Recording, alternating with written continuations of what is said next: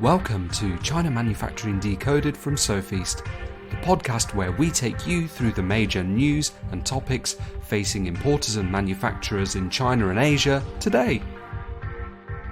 Hello everybody, thanks for joining us on the podcast again, and a happy new year from myself, Adrian from the team, and Renaud, our host, who's joining us. Yeah, happy new year everybody.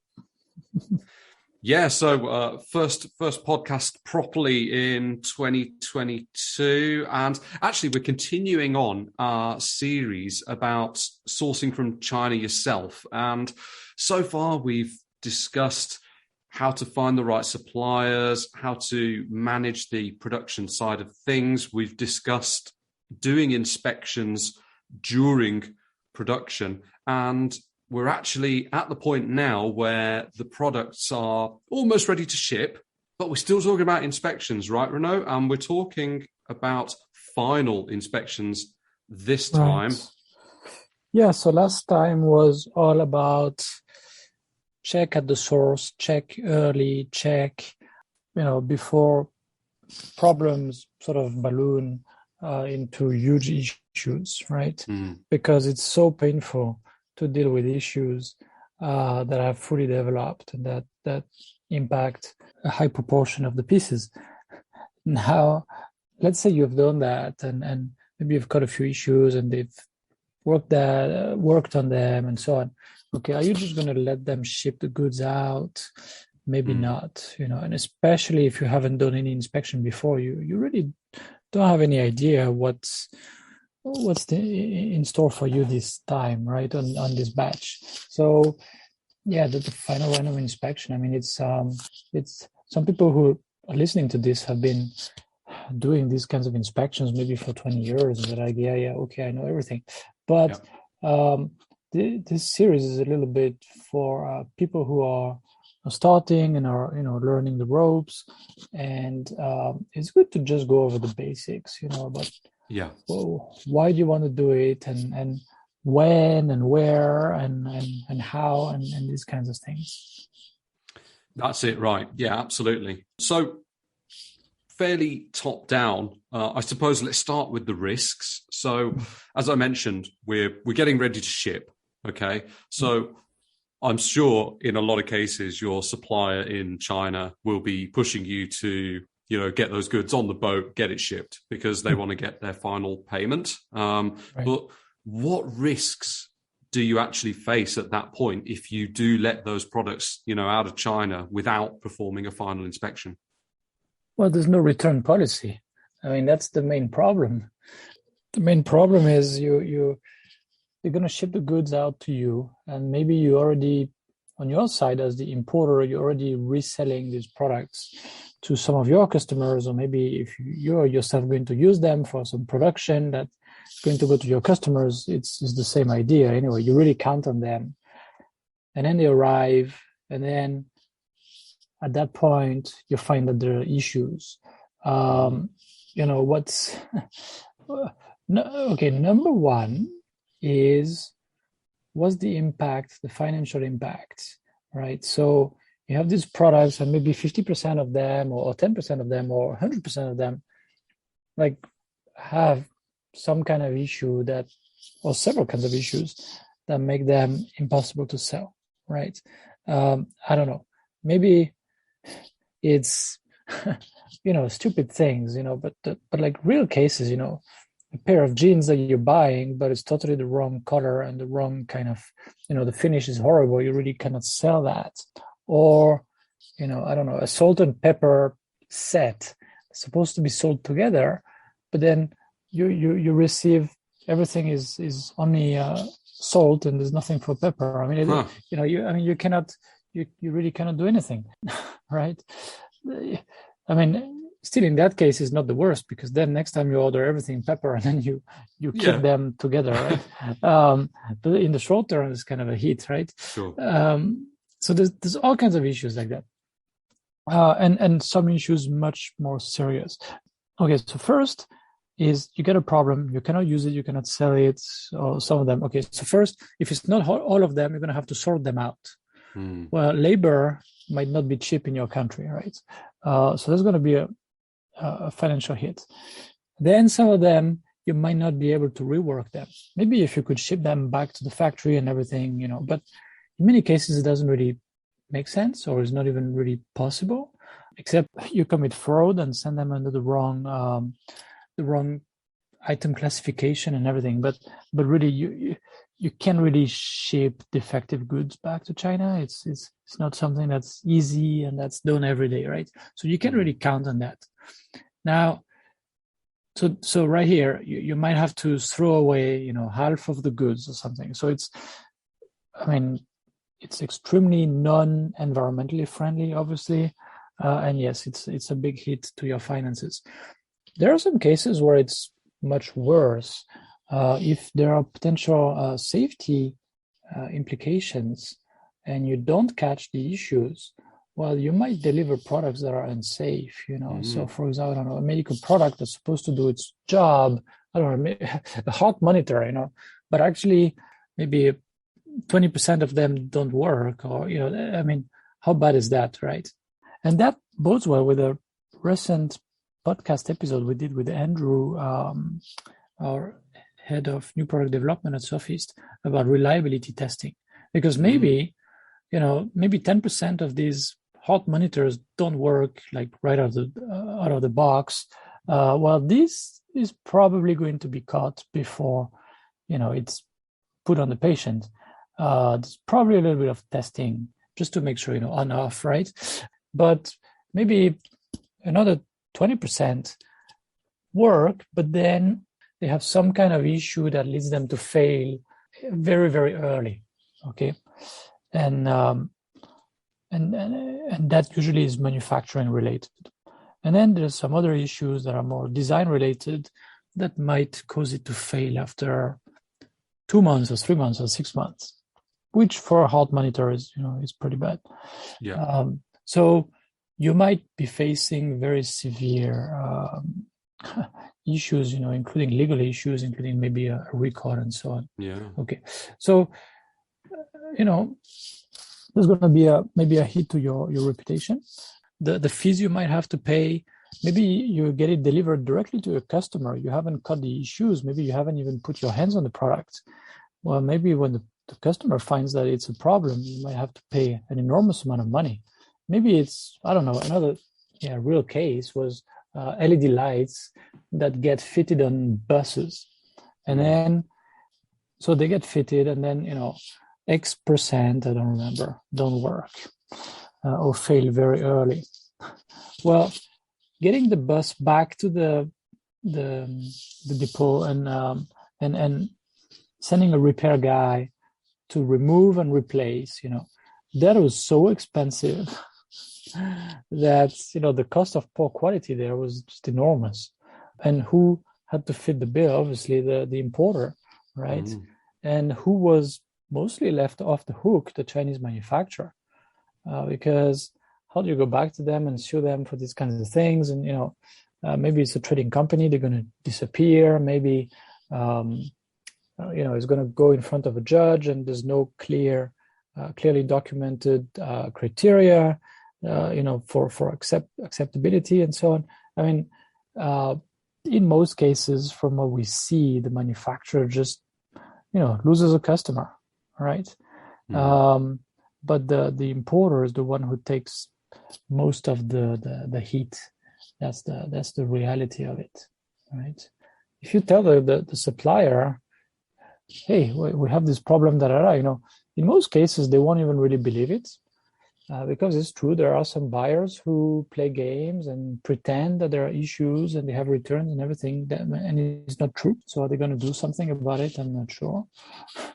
And then even if they believe it, they're like, well, we got paid in full, and okay, we're going to give you a discount on the next order, which actually, when I talk to customers, I always tell them, be very careful with that. Number one, they can still refuse your order next time or tell you, well, actually, the price is 20% higher. Yeah, you got a 30% discount, but the base price is 20% higher. So they don't lose that much. And also, if they don't do that, they're going to produce something and lose money. Do you think they're going to do a good job? Do you think you're going to be, you will see shipment on time of good products? Well, Right. very often you're just shooting yourself in the foot when you do that, because you set yourself up for a lot of a lot of problems. Even higher risk the second time than the first time. Yeah, all of that. Sorry, I'm running a bit long on that, but No.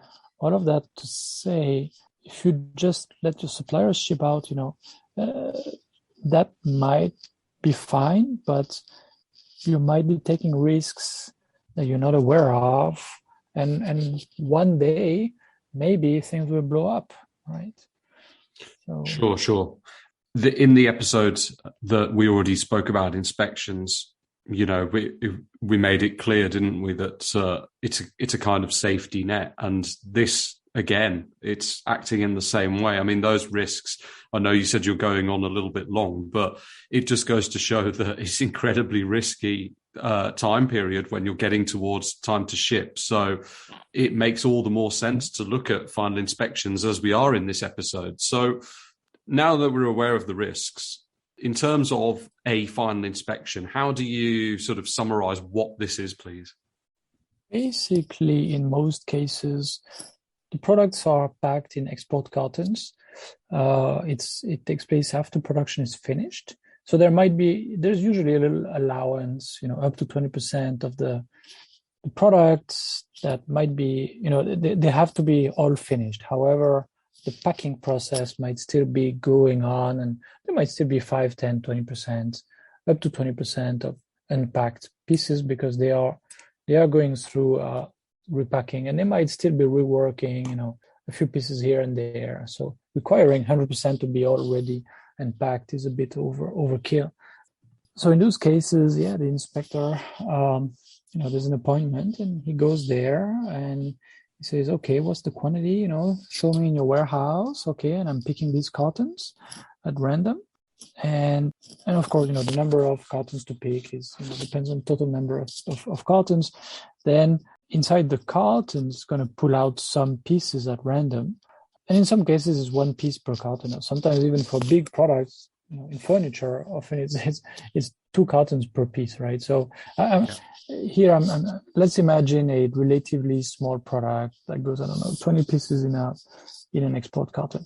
So based on the total batch quantity, the inspector has to pick a certain number of pieces. And that's going to be picked randomly. Okay. If the quantity, when the quantity is counted, is not the same as the order, well, that's going to be reported, right? If at that time, the inspector is going to look at the shipping marks, at the kind of export cartons. Are they in good condition? Are they wet? Are they damaged? What's going on here? Are there like several kinds of export cartons? Maybe some of them have been reused from a past order or something, right? So there are other things they can see at that point. So they look at the export carton based on the checklist. If there's some specs about that from the customer, it's going to open it up and check the products themselves that might come in maybe some kind of color retail box, or there might be some inner cartons and so on. So some of the inspection is about the packing, the packaging, and some of it is about the product itself. Now, in many cases, the unit retail or e-commerce package kind of counts as the product itself. It really has to be good itself, right? So you don't want any defects on these. Then the inspector, basically runs through the checklist that someone usually has prepared before that, and it usually includes a mix of checkpoints about the aesthetics of the product, about the functionality of the product, about maybe some safety features to be tested, and some other issues, like the labeling has to conform to specs and so on and so forth, right? And I keep saying against the checklist. For a lot of products, it's also important to have an approved sample in hand. So that goes back to a previous episode where we were talking about setting up the right quality standard, right? So if you have a checklist, you have approved samples, you can do a good inspection. If you don't have these, then you don't really know what you're checking. So this is sort of counting on the inspector to to make up what is going to work on his own. Might be okay, but it's definitely more hit or miss. Let's say is not. These are cases where the importer is not taking full advantage of the inspection. Definitely. Yeah. So yeah, that's basically that's what it is. There is a procedure. There's some potential holes. That's potential shortcuts that are extremely dangerous, especially when the inspector is counting and picking the samples. He has to make sure that he's really picking a representative sample, right? So there's a few shortcuts like the factory says, oh yeah, just pick the cartons at the top. It's very easy. And these cartons, yeah, we already moved them to your inspection room. No need to waste your time in the warehouse and things like that. Sounds fishy. Yeah, that's not good. That's not good, of course. That's not good because the report is only a report about these, 10 cartons that they moved, but it's not a report about the whole batch, right? Okay. So that deals with what the final inspection is. I suppose with final inspections, the timing of doing them is very important, right? So when would it usually be performed? So if you do it too early, still during production, it might be pretty useful in catching some issues, as we discussed in episode, 82? 82, however, I think. Yeah, however, they will say, oh, no, nothing is packed yet. You cannot check packing. Oh, no, the quantity. Well, look, here, there's 35,000 pieces, a little bit everywhere in the workshop. Good luck to count them. So you're not achieving the objectives of the final random inspection. You can't really make a conclusion about average quality, the average quality level, because you're not picking a representative sample. Okay, now you come too late, and they will say, well, we're shipping the goods out. Or, for example, I don't know. Hey, you have to do it in the morning and finish at 10:30 because that's when we load it into the container.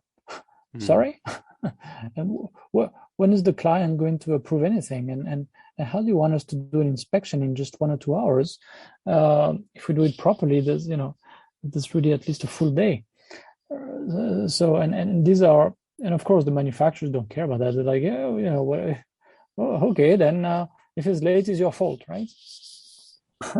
And the how to say, the importer, if they know what they're doing, will say, no, hey guys, these are the rules. This is what you have to do. Sorry, this is your fault. You should have booked it earlier or whatever. You should have let us know that it would be ready in advance. So it's very important to set the rules in advance, to set the plan, right? Yeah. Like 1 week before, you have to give a rough date, and then two full working days before, you have to confirm the date for sure, and so on. If you don't do that, then if there are delays, it's your fault, right?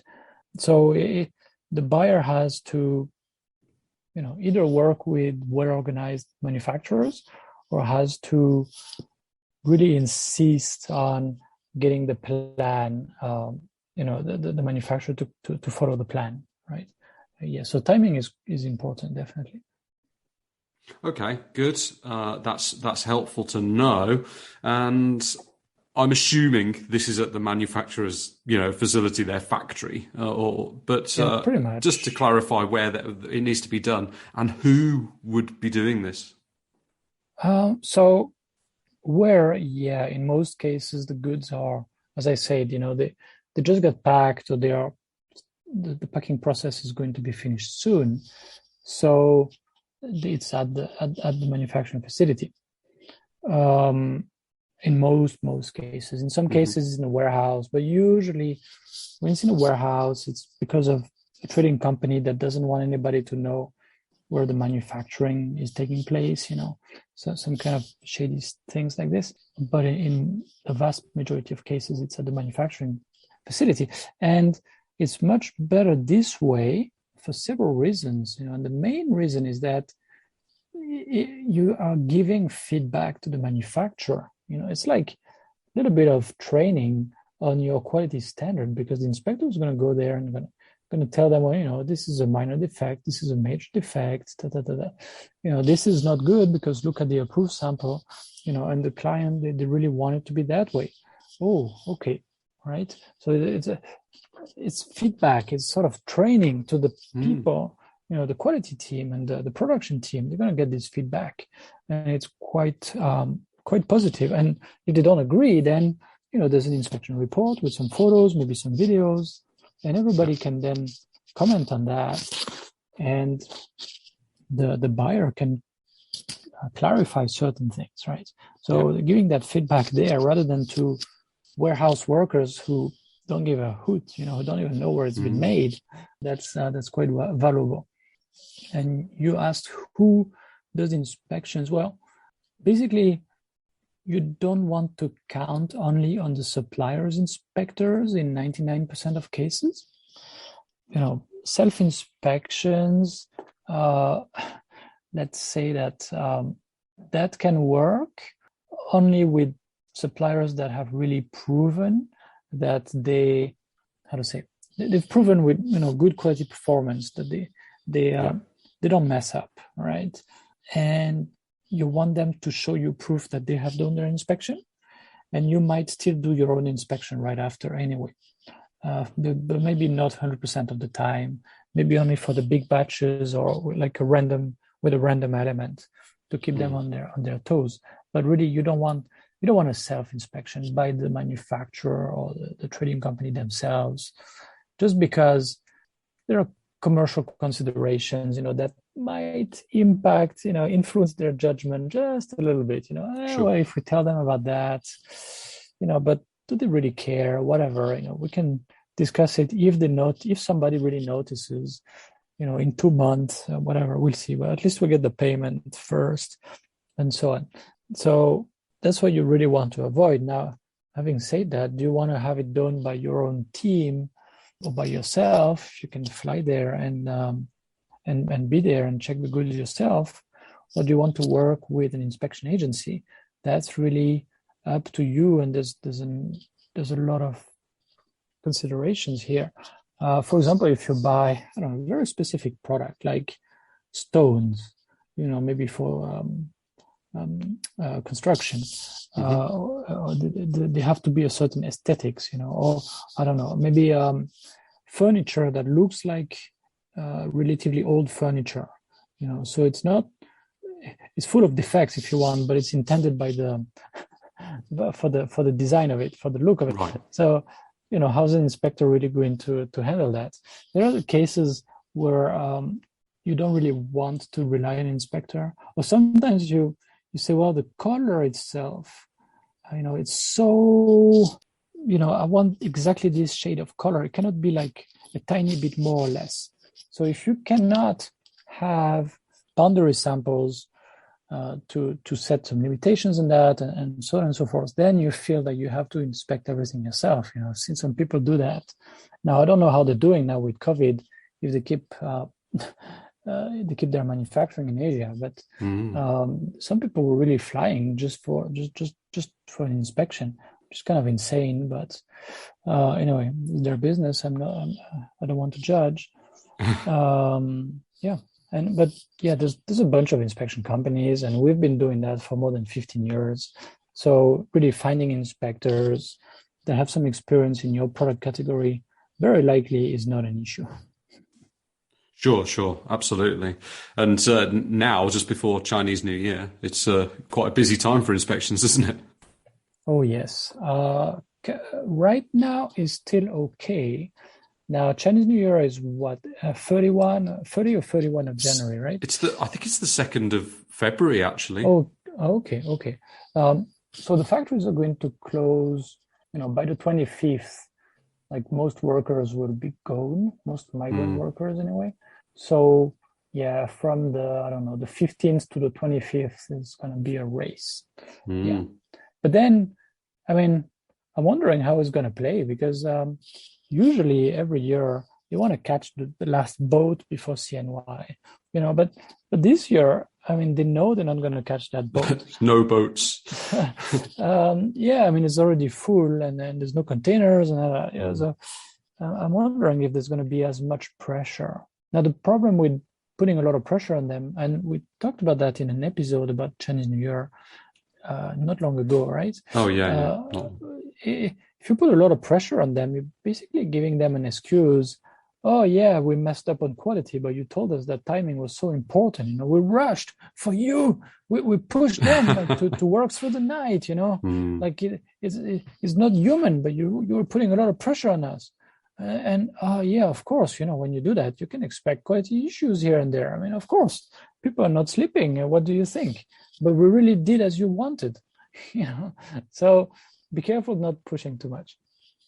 Right. Yes.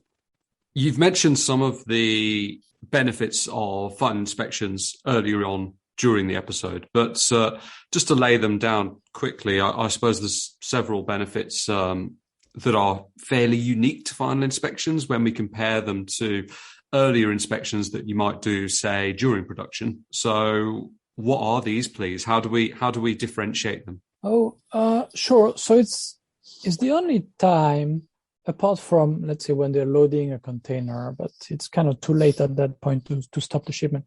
It's the only time when you can really count the quantity, check all the packing elements and the labeling, and really pick some samples at random. Because before that, you whenever things are in processing, it's kind of spread out here and there. It's not even really easy to count and to make sure you have everything in front of you, to pick some samples. And of course, you can do that earlier if you do an inspection on the components and the materials before, let's say, before assembly starts. But then you're not checking your finished product. You're checking something before operations that could introduce a lot of defects. So yeah, that is the only time when you can do that. And if you find issues, you can stop everything and ask them to do a sorting job, to maybe to throw away some of them that cannot be repaired, and to do some repairs and so on. It's the only time where you can redo that.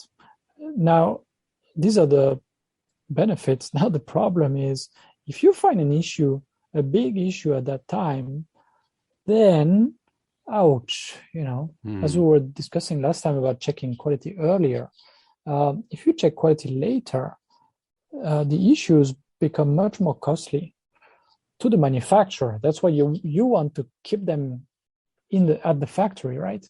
Because otherwise it's going to be very costly to you to fix them. But it's so costly to fix sometimes that they just balk. They just say, no, sorry, we can't do that. We think it's acceptable. We don't think you're reasonable. And it goes into this kind of saying, oh yeah, the standard, yeah, whatever. But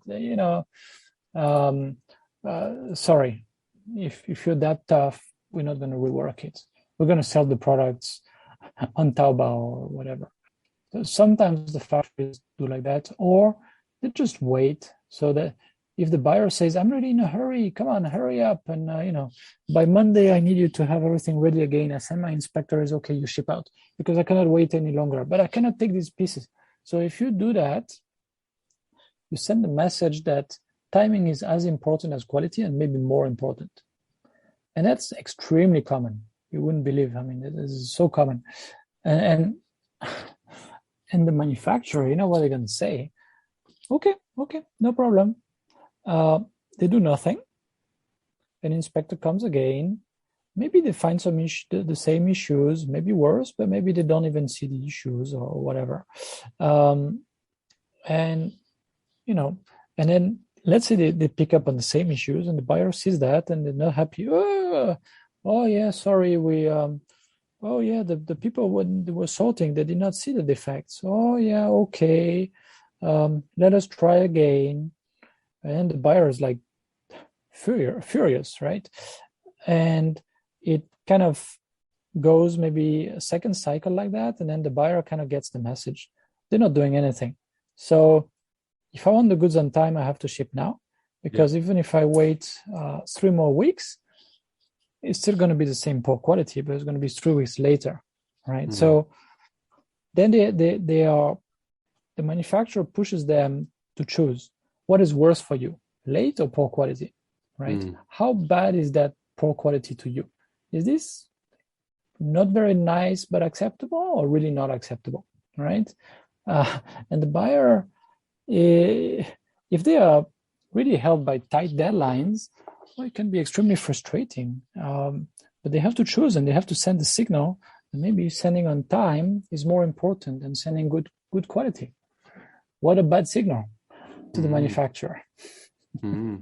Yeah, that's a very interesting point, actually. And I suppose the message here that I'm getting is that the final inspection, it's a very, very helpful tool for all of the reasons that we've discussed so far in the episode. But if you're looking at only doing that on its own, it still comes with some risks, right? So it's kind of more like the tip of a pyramid. Yeah, you could say that. If you have a tried and tested supplier that has shown you that the risk is low, and the product itself has been running for some time in that same factory without any major engineering changes, doing just a final inspection is fine. Sure. But if it's a new factory, new product, or a pretty inconsistent factory, wow.